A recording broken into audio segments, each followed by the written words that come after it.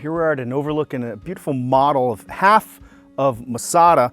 So remember, the story takes place 100 years after King Herod dies. King Herod had initially built this place as sort of a bunker in case the local Jews who hated his guts rebelled against him and came after him. So when he builds a bunker for himself and for his family, he needs food, he needs water, and of course, you need a palace. So he builds this beautiful three-tiered palace. 1, 2, 3. We really don't know what they were used for. Some people said a library, a dining room, a cocktail lounge. We don't really know. This was probably his bedroom down here because off of it we have a place for bathing. Maybe it's a ritual bath, maybe it's just a bathtub.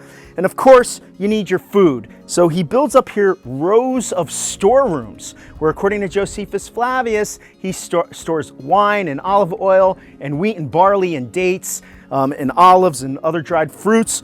And of course, the Roman bathhouse, his playground. And all this is at the northern point of the mountain that he can fence off, and you can see how he defends this side of the mountain with a wall and with towers, so in case his enemies do break up top of the mountain, he can still hold several water cisterns, all of his food, and his palace.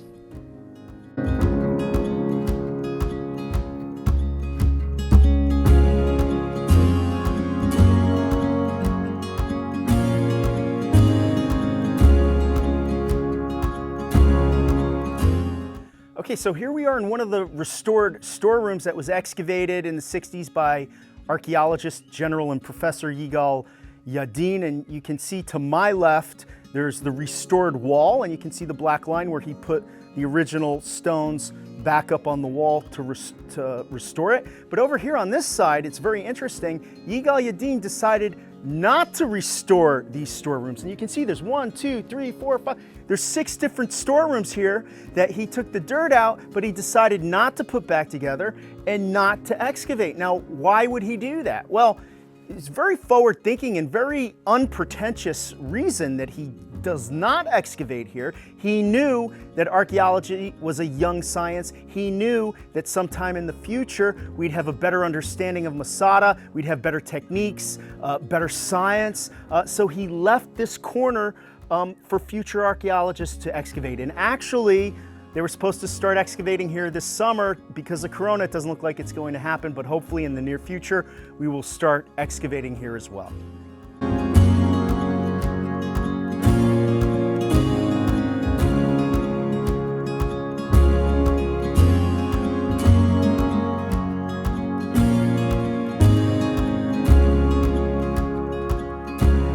So Josephus Flavius, the Jewish general turned Roman historian, tells us about these storerooms. And it's very interesting. Everything he talks about in his books, we pretty much find them. So it gives him at least some level of credibility, especially when talking about Masada.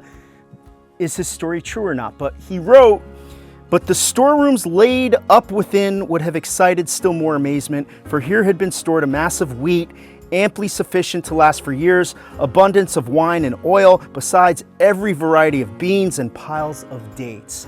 And indeed, up here we found pots made of clay with olive pits and with date pits. As a matter of fact, one of these date pits was taken to the Aravat Institute, put in a pot with dirt, poured some water on it, and it's growing today. There are several of these ancient Judean dates now being grown, and hopefully we'll be able to reintroduce the Judean dates that have been extinct for 2,000 years to the public shortly.